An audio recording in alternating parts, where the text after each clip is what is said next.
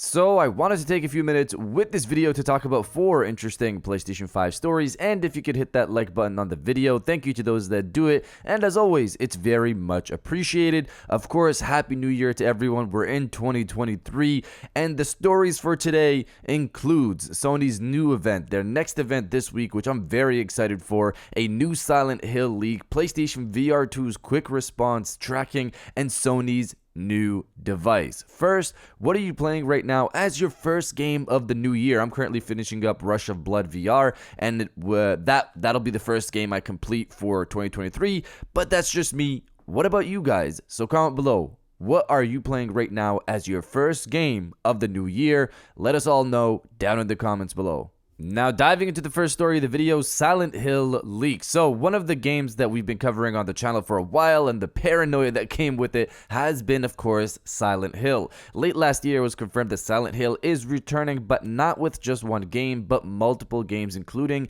a new Silent Hill mainline entry with Silent Hill F. Now, how does this relate to today's story? It's because of the new rating that we got for Silent Hill, the short message. From earlier rumors, we understood that this is a demo for the next mainline entry in the Silent Hill franchise, which at the time we didn't know what it was, but then later found out that it's Silent Hill F. Silent Hill, the short message, was previously rated in Korea, and now it's been rated in Taiwan with its own artwork for the PlayStation 5, which follows rumors that this is a PlayStation 5 exclusive demo. In terms of the mainline game itself, I don't believe we've got any platforms for it. I don't think it's a PlayStation 5 only title. We know Silent Hill 2 Remake is just PlayStation 5, but as for the Silent Hill F situation, we're not really sure.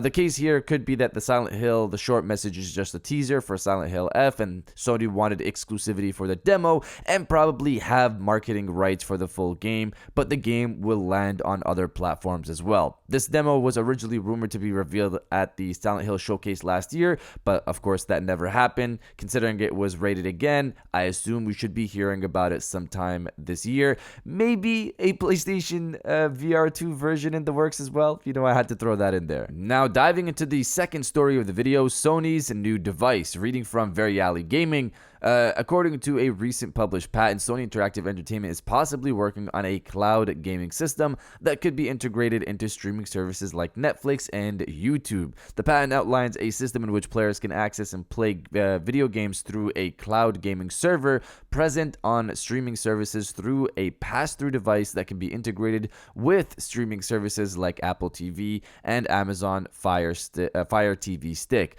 The system would allow players to access a library of video games and select the ones they want to play, much like they currently do with movies and television shows on streaming services. The pass-through device may also allow many other operations of a cloud gaming system to be performed by the pass-through device itself rather than the streaming device. The pass-through device may also supposedly be connected to any device that supports a streaming device's connection and has internet access, such as a smart television or mobile device. So this is essentially Sony's original vision with PlayStation Now all those years ago, and it looks like they're pushing for it now at this case because of technology, and it's gotten up to a good point, a decent point at this point.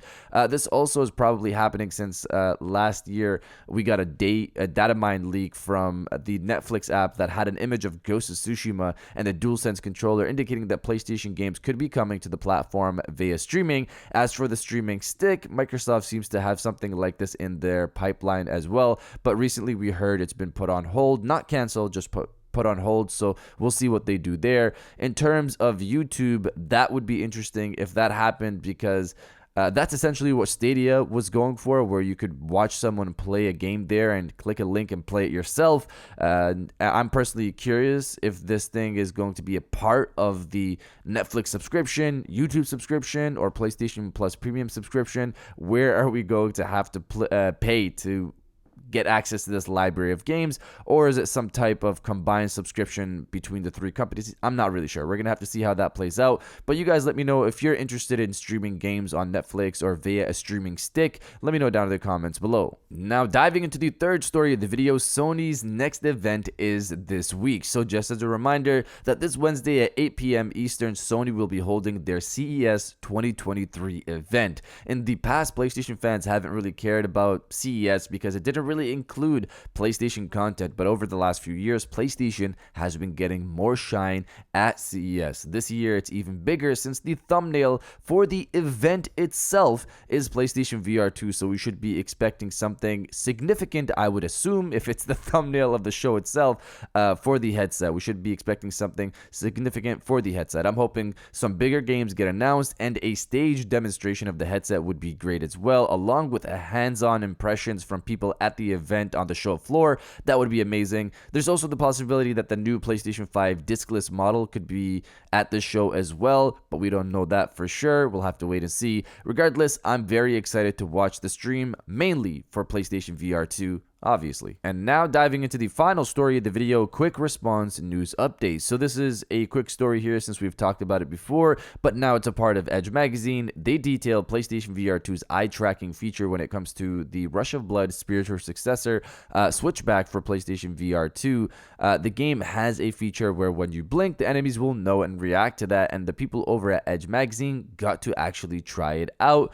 Reading from Edge magazine, a door painted with the instruction "Don't blink" opens up into a room of blood-smeared mannequins in Harley Quinn masks, their bodies twisted into unnatural poses. Eventually, we can't help it anymore and let our eyelids flutter closed. When they open again, the mannequins have been rearranged or have rearranged themselves. Another blink and it happens again, except that one of them has now come to life. As we repeat this process, we learn to use our eyes tactically, only blinking once our guns are readied. So even though we knew about this feature and we've talked about it, this is the first time, I believe, hearing somebody actually try it out and tell us their experience. The strategic approach to using your eyes sounds amazing, and I've never thought I would say that about a video game, that use my eyes as a strategy approach, but here it is, and I'm excited for it. But you guys let me know if you're excited for PlayStation VR2 or not. Let me know down in the comments below. And if you guys did enjoy this video, please hit that like button, as it always helps, and subscribe if you're new. I got new videos every Monday, Wednesday, and Friday, and now I'll check you guys out on the next one. And welcome back to the after show. This is the part of the video where we have a little fun down in the comments below. If you're old, welcome back. If you're new, welcome. For today's thing, what I want you guys to do is to body, obliterate, destroy, and overall harass the comment section with "Bring on the show." Obviously, this is related to the CES event that's taking place this Wednesday for Sony, and they have PlayStation VR2 as the front-running banner there. I really hope that there's actually something significant there, because it would be heartbreaking to find out that they just had some trailer and talked about PlayStation VR2 just a bit and then gave everybody the show floor, which the show floor part would be amazing, but they also need to put that hype out to get more people interested, get those big games announced. This is the stage to do it. There's going to be a lot of eyes watching this from people who are not only interested in video games, so it's a wider audience. And the tech that's on PlayStation VR2 is also exciting, so it makes sense for the show. Just give it its shine. The headset launches next month, and I want the proper hype to land behind it, because it's an amazing device from what we've seen so far. So bring the games, bring the demonstrations, and bring a good show. And if you're excited for CES 2023, destroy the comment section with "Bring on the show," and I'll definitely heart those comments like I always do, because I appreciate everybody who stays to the end of my videos. And now I'll check you guys out on the next one.